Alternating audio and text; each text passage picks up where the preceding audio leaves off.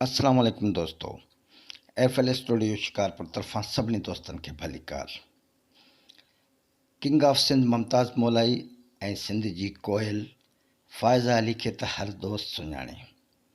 दोस्तों, असांजी social media ते आए ॾींहुं का न का प्रोपेगेंडा कंहिं अदाकार लाइ, कंहिं फ़नकार लाइ, कंहिं सुठी सेलिब्रिटी लाइ हलंदी रहंदी आहे।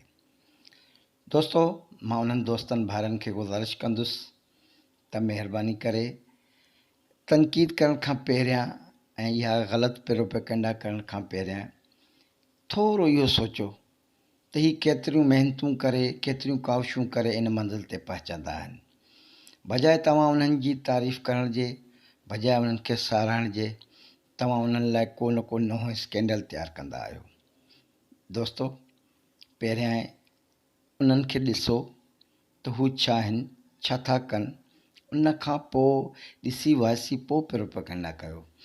दोस्तो, हीअ असांजी सिंध जा नाले वारा सिंगर्स आहिनि, किंग ऑफ मुमताज़ मौलाई ऐं कोयल ऑफ सिंध फ़ाइज़ा अली।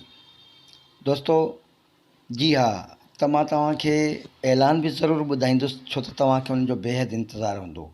पर पहिरियां ई असांजे हिन FL स्टूडियो चैनल खे सब्सक्राइब कयो ऐं बेल आइकन जी बेल खे दॿायो ताकी असांजी हर पोस्ट अव्हां ताईं पहुची सघे।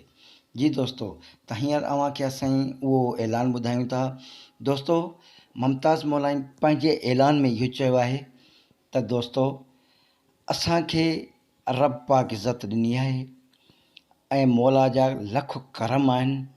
तव्हांजी इन प्रोपेगेंडा सां असांजी सिहत ते को बि असरु नथो पवे, छो त जंहिंखे रब रखे तंहिंखे केरु चखे। दोस्तो, महिरबानी करे अहिड़ी ग़लति प्रोपेगेंडा करण खां पहिरियां ज़रा हिकु दफ़ो सोचींदा कयो। महिरबानी।